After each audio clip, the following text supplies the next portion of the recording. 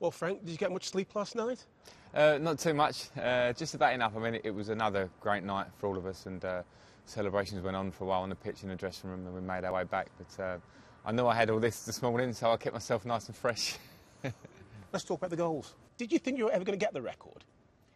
There was moments where I wasn't sure. I mean, I didn't consider it until I got towards 180, and from there, because I was getting, older, simple as that, playing a more defensive role the last couple of years, and I have to say the last few out of the 203 were the hardest to get by far. Whether it was my own mindset, people talking about it in the street all the time, all the fans, and I'm delighted to have crawled over the line in the end.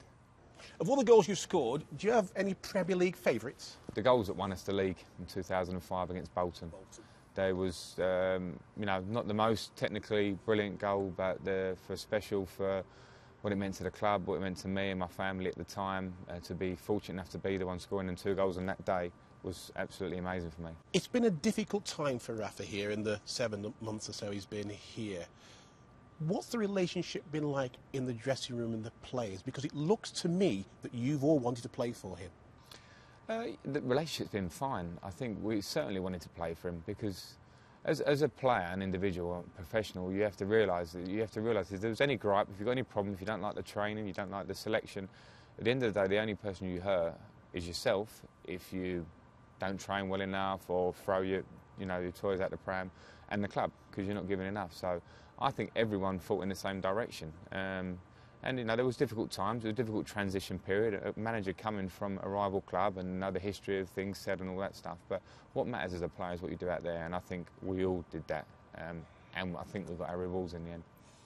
Is it mission accomplished then for Rafa? I mean, presumably, now he departs. What's been the relationship between the players and Rafa? Has it something that's evolved? Yeah, I think so. I think with managers, that was probably the difficulty of the interim thing, is you haven't got much time to get that relationship, and I think it was the beauty of what Robbie Di Matteo did so well last year. He stepped into the breach, he made it a very easy transition.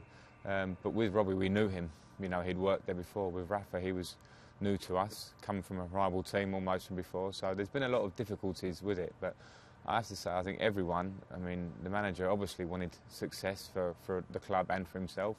And I think we all wanted that, and we got together, we worked hard, and I think everyone deserves credit for what we got in the end. The manager had a certain way of dealing with things. It was quite new, the rotation policy he brought straight away, and he had his fair idea on that. And I think you have to buy into it when a manager wants that for the good of the club. And I think we all got rotated at certain times, and you have to accept that. And I can't say anything bad about Rafa in terms of what he wants, what he puts in terms of the training ground. You can see that everything is football, football, football with him, and he got his reward for that in the end, I'm sure. Well, you announced it. You've signed the contract. Yes, finally. Happy?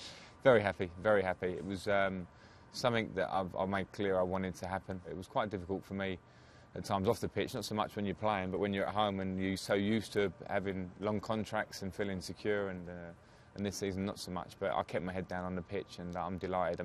The club have been fantastic with me for 12 years now, and I appreciate very much the fact that I've got another year here. Come January time, when there was the talk that I might be leaving at the end of the season, I hadn't been playing much, I'd been injured, new manager was in, I was sort of in and out of the side, so it's understandable. You have to accept reality at 34 years of age. You're not 25 anymore, and people will talk and when your contract's ending that summer, so I got to grips with that. I wouldn't say insecurity too much, because I'm lucky to have been here 12 years, and I got my head down, and I've got the reward of a contract in the end, which is fantastic for me because I love being here. You realise you're going to play, less games than you've played in the past? Is that all part of the mix in this new contract of yours? I think so. You have to be a realist. I want to play regularly. There was times I was rotated this season and I was upset about it because I'm a professional and I want to play. I won't lie about that, and it will be the same next year. Nothing will change in a few months' time when we start again. If I'm fit and if I'm playing well, I will want to play. At the same time, you have to understand, A, bit of rest here and there, and B, if other players are playing well and the club's winning, then you sit your time out and wait for your moment. You come from a footballing dynasty, if you like. How important has your father, for example, been to you in this period of your career? He's been an amazing strength, an idol to look up to from a young kid. He gave me all the ethics, all the right knowledge of football, the right willing to work hard at your game, and he's not stopped that. He's still my biggest critic. He still moans when I should have run back with someone as opposed to sort of congratulating me on the goal. And I like that because it keeps always giving me the push on. So I wouldn't be sitting here with that many goals or being able to enjoy the trophies like last night if I didn't have him there pushing me all the way. Jose, there's a lot of talk of him coming back. If he does, can you repeat the success that he had when he first came here? I believe so. I think he's got the ability as a manager, without a doubt. He's shown it with Porto, with us. He moved on to Inter Milan and Real Madrid. Can he repeat it, Frank? I certainly think he can, because he's a workaholic. He's got desire, and there's no way he'll come back and rest on any laurels or rest on anything that had happened before. His talent and ability as a manager for me is the best. Certainly the best I've worked with. So it would be a great relationship, him coming back here. I just think he'll take the club on again. And in what direction, I don't know. It gets harder every year to win the Premier League. It gets harder every year to win the Champions League. But with him at the helm, you're going to give it a great go. Was his return an influence in you trying to remain here? Well, it's not confirmed yet as well. So the idea of working with him, as I just said there, is brilliant. But it certainly wasn't. The club is first and foremost. And the club have been brilliant. And I've seen, I don't know how many managers now, but it's like double figures of managers coming through here. And you remain loyal to the club. So that wasn't anyway the main contributing factor. It's a fantastic bonus if it happens. It seems that your professionalism seems to be your abiding quality. Do you see it like that, or am I oversimplifying it?